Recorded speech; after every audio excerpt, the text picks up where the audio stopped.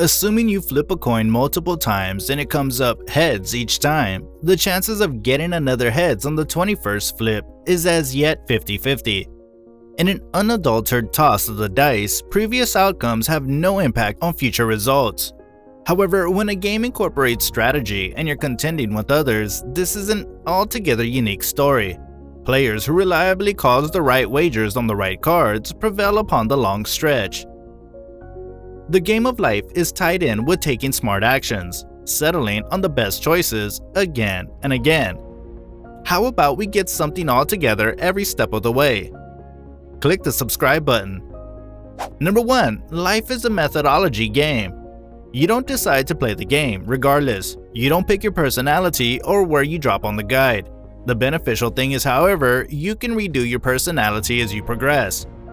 Effective players set their focus on the right things.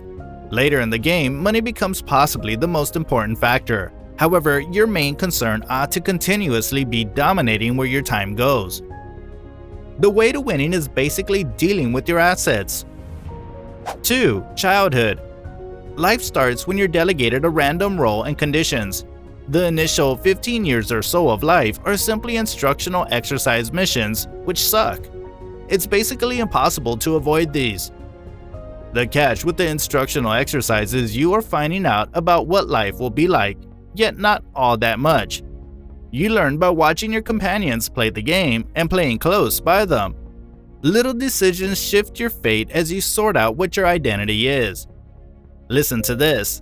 Every other person is playing a similar game as you simultaneously, with somewhat various journeys.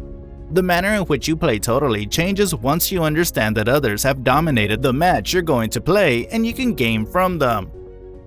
3. Computer game versus real-life game.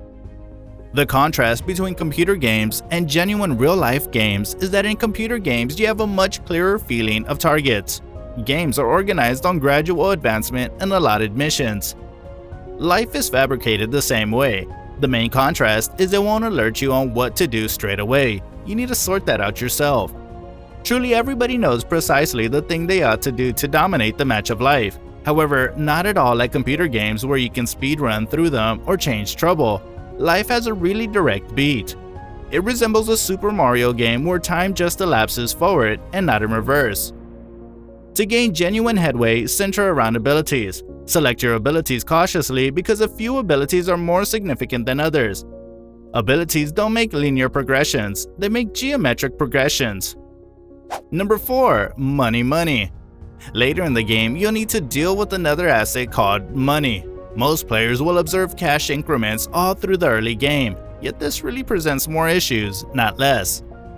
The main rule of money is never to borrow it, with the exception of things that procure you more back.